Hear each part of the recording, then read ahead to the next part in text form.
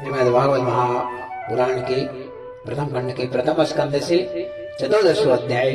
आप शगुन देकर महाराज युधिष्ठिर का शंका करना और अर्जुन का द्वारका से लौटना हिंदी में आरंभ हो रहे हैं। सूत जी कहते हैं, सज्जनों से मिलने और पुनः श्लोक भगवान श्री कृष्ण भी क्या करना चाहते हैं यह जानने के लिए अर्जुन द्वारका गए हुए थे। कई महीने बीत जाने पर भी अर्जुन वहां से लौट कर नहीं आए। धर्मराज युधिष्ठिर को बड़े भयंकर अपशकुन देखने लगे। उन्होंने देखा काल की गति बड़े निकट हो गई है। जिस समय जो ऋतु होनी चाहिए उस समय वह नहीं होती और उनकी क्रियाएं भी उल्टी ही होती है। लोग बड़े क्रोधी, लोभी और असत्य परायण हो गए हैं, झूठ बोलने वाले हो गए हैं। अपने जीवन निर्वाह के लिए लोग पाप पूर्ण व्यापार करने लगे हैं। सारा व्यापार कपट से भरा हुआ होता है, यहाँ तक कि मित्रता में भी छल मिलता रहता है। पिता माता, सगे संबंधी, भाई और पति पत्नी में भी झगड़ा डंडा रहने लगा है। कलयुग के आ जाने से लोगों का स्वभाव ही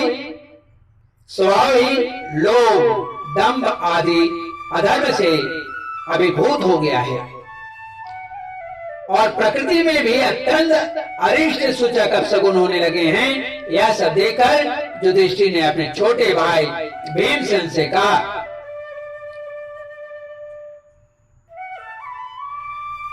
युधिष्ठिर ने कहा, भीमसेन, अर्जुन को हमने द्वारका इसलिए भेजा था कि वह वहां जाकर पुनः श्लोक भगवान श्री कृष्ण क्या करते हैं इसका पता लगाए और संबंधियों से मिल भी आए। तब से 7 महीने बीत गए कि तुम्हारे छोटे भाई अब तक नहीं लौट रहे हैं। मैं ठीक यह नहीं समझ पाता हूँ कि उनके न आने का क्या कारण है। कहीं देवर्षि नारद के द्वारा बताया हुआ वह समय तो नहीं आ पहुंचा है जिसमें भगवान श्री कृष्ण अपने लीला विग्रह का संवरण करना चाहते हैं। उन्हीं भगवान की कृपा से हमें यह संपत्ति, राज, स्त्री, प्राण, कुल, संतान और शत्रुओं पर विजय और स्वर्गादि लोकों का अधिकार प्राप्त हुआ है। भीमसेन, तुम तो मनुष्यों में व्याघ्र के समान बलवान हो। देखो तो सही, आकाश में उल्कापात आदि, पृथ्वी में भूकंप आदि और शरीर में रोगादि कितने भयंकर अपशकुन हो रहे हैं। इससे इस बात की सूचना मिलती है कि शीघ्र ही हमारी बुद्धि को मोह में डालने वाला कोई उत्पात होने वाला है। प्यारे भीमसेन, मेरी बाईं जांघ, आंख और भुजा बार बार फड़क रहा है, फड़क रही है। हृदय जोर से धड़क रहा है। अवश्य बहुत जल्दी कोई अनिष्ट होने वाला है। देखो, यह सियारिन उदय होते हुए सूरज की ओर मुंह करके रो रही है। अरे, उसके मुंह से तो आग भी निकल रही है। यह कुत्ता बिल्कुल निर्वैसा होकर मेरी ओर देख कर चिल्ला रहा है। भीमसेन, गौ आदि अच्छे पशु मुझे अपने बाएं करके जाते हैं, राजा को दाहिने करके ही जाते थे, लेकिन इस समय बाएं जाते हैं। गधे आदि बुरे पशु मुझे अपने दाहिने कर देते हैं, जो कि गलत है। घोड़े आदि वाहन रोते हुए दिखाई देते हैं। यह मृत्यु का दूत, पेंडुकी, उल्लू और उनका प्रतिपक्षी कौवा रात को अपने कर्ण कठोर शब्दों से मेरे मन को कपाते हुए विश्व को सुना कर देना चाहते हैं।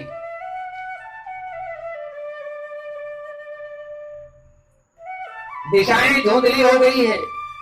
सूर्य और चंद्रमा के चारों ओर बार बार मंडल बन बैठते हैं, घेरा लगती रहती है। यह अच्छा नहीं है। यह पृथ्वी पहाड़ के साथ कांप उठती है। बादल बड़े जोरों से गरजते हैं और जहां तक बिजली भी गिरती ही रहती है। शरीर को छेदने वाली यह धूली वर्षा से अंधकार फैलाने वाली आंधी चलने लगी है। बादल बड़ा डरावना दृश्य उपस्थित करके सब और खून बरसाते हैं। देखो, सूरज की प्रभा मंद पड़ गई है। आकाश में ग्रह परस्पर टकराया करते हैं। भूतों की घनी भीड़ में पृथ्वी और अंतरिक्ष में आग सी लगी हुई है। नदी, नद, तालाब और लोगों के मन शुद्ध हो रहे हैं। घी से आग नहीं जलती। यह भयंकर काल न जाने क्या करेगा। बछड़े दूध नहीं पीते, गायें दूध दोहने नहीं देती, गौशालाओं में गायें आंसू बहा बहा कर रो रही हैं, बैल भी उदास हो रहे हैं। ये सभी अब सगुन है। देवताओं की मूर्तियां रो सी रही है। ऐसा प्रतीत होता है कि देवताओं की मूर्ति रो रही है। उनमें से पसीना छूने लगता है। वे हिलती डोलती भी हैं। भाई, ये देश, गांव, शहर, बगीचे, खाने और आश्रम सभी श्रीहीन और आनंदहीन हो रहे हैं, आनंद रहित हो रहे हैं।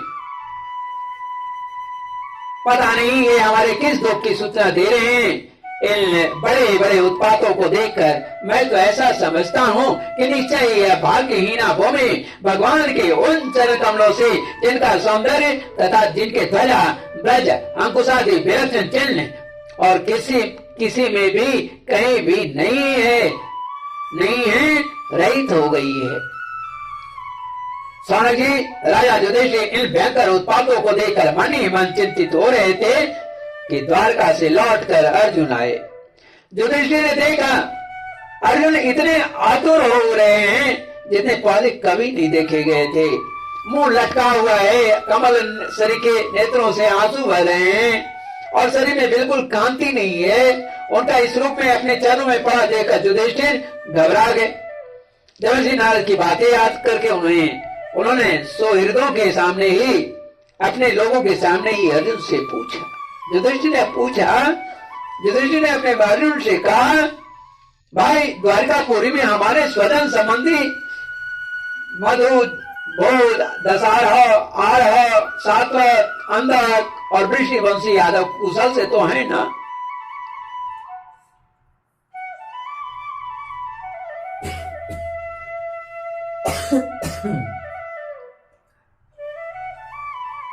हमारे माननीय नाना सुरसेन जी प्रसन्न हैं। अपने छोटे भाई सहित मामा वसुदेव जी तो कुशल पूर्वक हैं।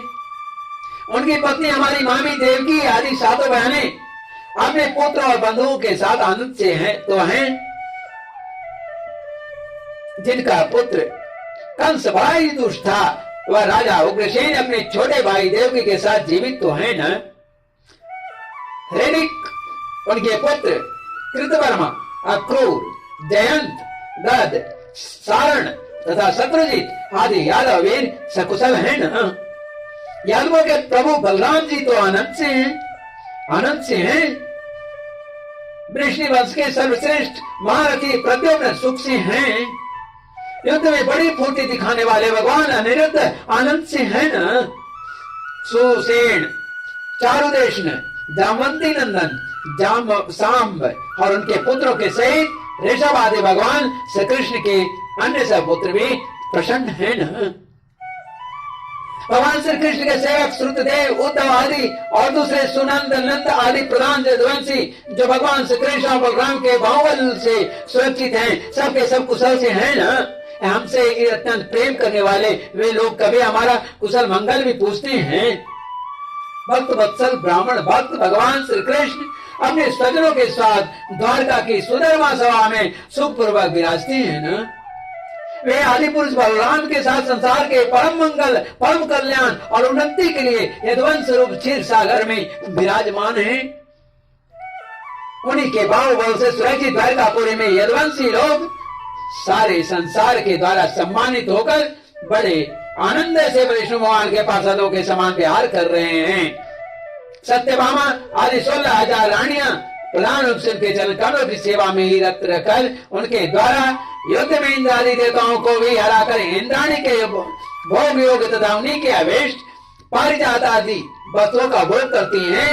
यदुवंशी वीर श्री कृष्ण के बाहुदंड के प्रभाव से सुरक्षित रहकर निर्भय रहते हैं और बलपूर्वक बड़े बड़े देवताओं के बैठने जो सुधर्मा सभा को अपने चरणों से आक्रांत करते हैं। भाई अर्जुन, यह भी तो बताओ कि तुम स्वयं तो कुशल से हो ना, मुझे तुम श्रीहीन से दिख रहे हो, वहां बहुत दिनों तक रहे, कहीं तुम्हारे सम्मान में तो किसी प्रकार की कमी नहीं हुई, किसी ने तुम्हारा अपमान तो नहीं कर दिया, कहीं किसी ने दुर्भाव पूर्ण अमंगल शब्द आदि के द्वारा तुम्हारा चित्त तो नहीं दुखाया, अथवा किसी आशा से तुम्हारे पास आए हुए याचकों को उनकी मांगी हुई वस्तु अथवा अपनी ओर से कुछ देने की प्रतिज्ञा करके भी तुम नहीं दे सके। तुम सदा शरणागत की रक्षा करते आए हो, कहीं किसी भी ब्राह्मण, बालक, गौ, बूढ़े, रोगी, अबला अथवा अन्य किसी प्राणी का जो तुम्हारे शरण में आया हो तुमने त्याग तो नहीं कर दिया। कहीं तुमने अगम्य स्त्री से समागम तो नहीं किया। वैसी स्त्री जिसके साथ जो अछूत है या जिसके साथ घमंड नहीं करनी चाहिए, वैसी स्त्री के साथ के लिए अगम्य शब्द का प्रयोग है। अगम्य स्त्री से समागम तो नहीं किया, अथवा घमंड करने योग्य स्त्रियों के साथ असत्कार पूर्वक समागम तो नहीं किया। कहीं मार्ग में अपने से छोटे अथवा बराबरी वालों से हार तो नहीं गए, अथवा भोजन कराने योग्य बालक और गुणों को छोड़कर तुमने अकेले ही तो भोजन नहीं कर लिया। मेरा विश्वास है कि तुमने ऐसा कोई निंदित काम तो नहीं किया होगा जो तुम्हारे योग्य न हो। वो न हो अपने परम प्रियतम अभिन्न हृदय परम सुहृदय भगवान श्री कृष्ण से तुम रहित हो गए हो, इसी से अपने को शून्य मान रहे हो, इसके सिवा दूसरा कोई कारण नहीं हो सकता। इसे तुमको इतनी मानसिक पीड़ा हो रही है। इस तरह से युधिष्ठिर ने कई प्रश्न अर्जुन से किए। अगले अध्याय में इसकी विस्तृत कथा पता लगेगी। इति श्रीमद्भागवते महापुराणे पारमहंस्यां संहितायां प्रथम स्कंदे युधिष्ठिर वीरतको नाम चतुर्दशो अध्याय हिंदी में समाप्त होता है। पुनः संस्कृत में आरंभ करूंगा। श्रीमन्नारायण नारायण नारायण गोविंद नारायण नारायण नारायण श्रीमन्नारायण नारायण नारायण लक्ष्मी नारायण नारायण नारायण।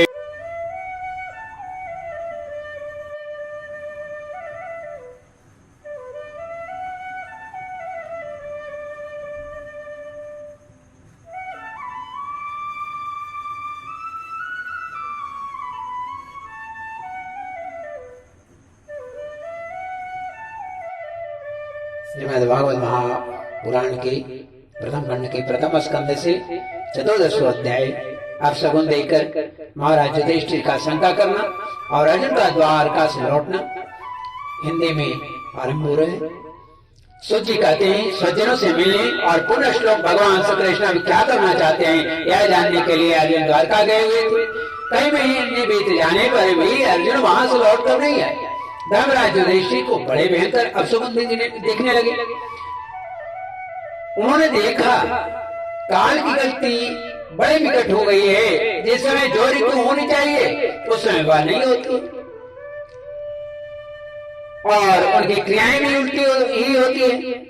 लोग बड़े क्रोधी, लोभी और असत्य परायण हो गए हैं, झूठ बोलने वाले हो गए हैं। अपने जीवन निर्वाह के लिए लोग पाप पूर्ण व्यापार करने लगे हैं। सारा व्यापार कपट से भरा हुआ होता है, यहाँ तक कि मित्रता में भी छल मिलता रहता है।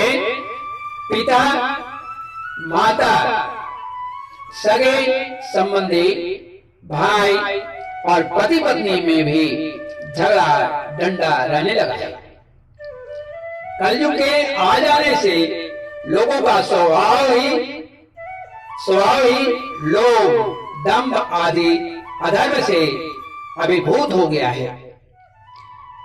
और प्रकृति में भी अत्यंत अरिष्ट सूचक अपशगुन होने लगे हैं। यह सब देखकर युधिष्ठिर ने अपने छोटे भाई भीमसेन से कहा,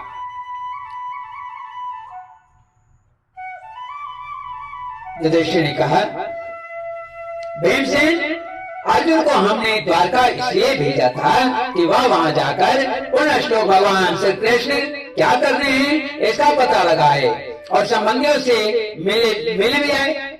तब से 7 महीने बीत गए कि तुम्हारे छोटे भाई अब तक नहीं लौट रहे हैं। मैं ठीक ठीक या नहीं समझ पाता हूँ कि उनके न आने का क्या कारण है। कहीं देवर्षि नारद के द्वारा बताया हुआ वह समय तो नहीं आ पहुंचा है जिसमें भगवान श्री कृष्ण अपने लीला विग्रह का संवरण करना चाहते हैं। उन्हीं भगवान की कृपा से हमें यह संपत्ति, राज, स्त्री, प्राण, कुल, संतान और शत्रुओं पर विजय और स्वर्गादि लोकों का अधिकार प्राप्त हुआ है। भीमसेन, तुम तो मनुष्यों में व्याघ्र के समान बलवान हो। देखो तो सही, आकाश में उल्कापात आदि, पृथ्वी में भूकंप आदि और शरीर में रोगादि कितने भयंकर अपशगुन हो रहे हैं। इससे इस बात की सूचना मिलती है कि शीघ्र ही हमारी बुद्धि को मोह में डालने वाला कोई उत्पात होने वाला है। प्यारे भीमसेन, मेरी बाईं जांघ, आंख और भुजा बार बार फड़क रहा है, फड़क रही है। हृदय जोर से धड़क रहा है। अवश्य बहुत जल्दी कोई अनिष्ट होने वाला है। देखो, यह सियारिन उदय होते हुए सूरज की ओर मुंह करके रो रही है। अरे, उसके मुंह से तो आग भी निकल रही है। यह कुत्ता बिल्कुल निर्वैसा होकर मेरी ओर देख कर चिल्ला रहा है। भीमसेन, गौ आदि अच्छे पशु मुझे अपने बाएं करके जाते हैं, राजा को दाहिने करके ही जाते हैं।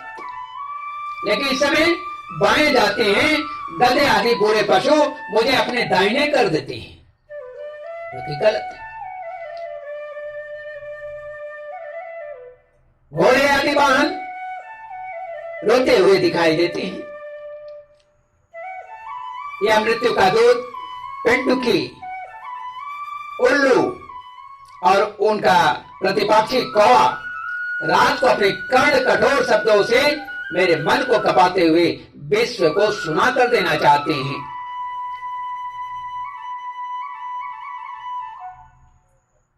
दिशाएं धुंधली हो गई है।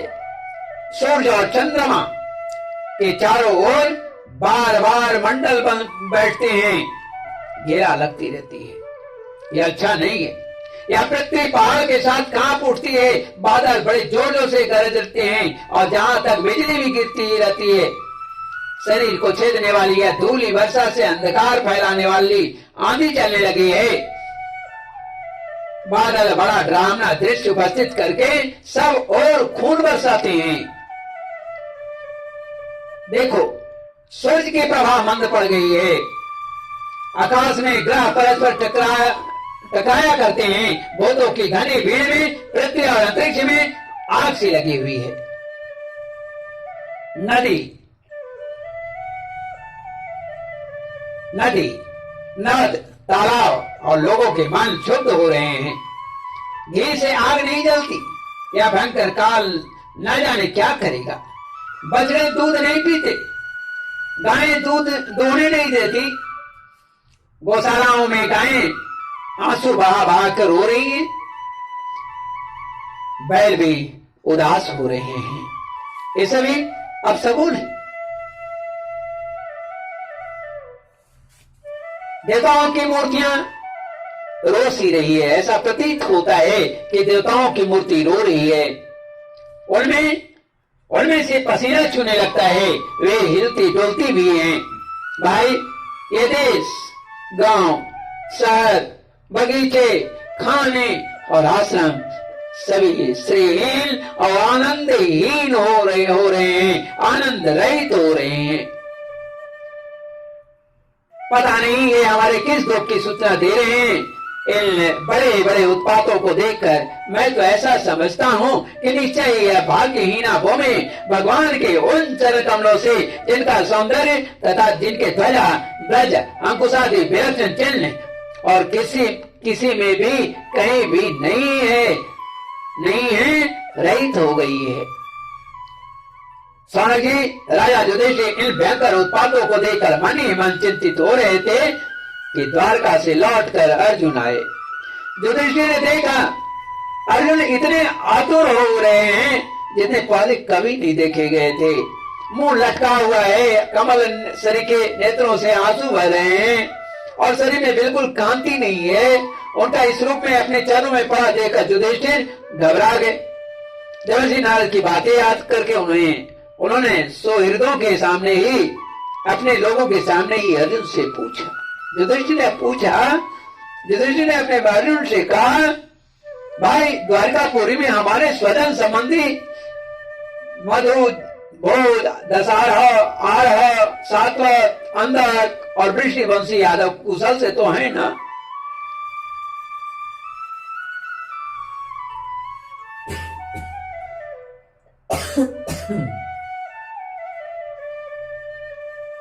हमारे माननीय नाना सुरसेन जी प्रसन्न हैं। अपने छोटे भाई सहित मामा वसुदेव जी तो कुशल पूर्वक हैं। उनकी पत्नी हमारी मामी देवकी आदि सातों बहनें अपने पुत्र और बंधुओं के साथ आनंद से हैं। जिनका पुत्र कंस बड़ा ही दुष्ट था, वह राजा उग्रसेन अपने छोटे भाई देवकी के साथ जीवित तो है न?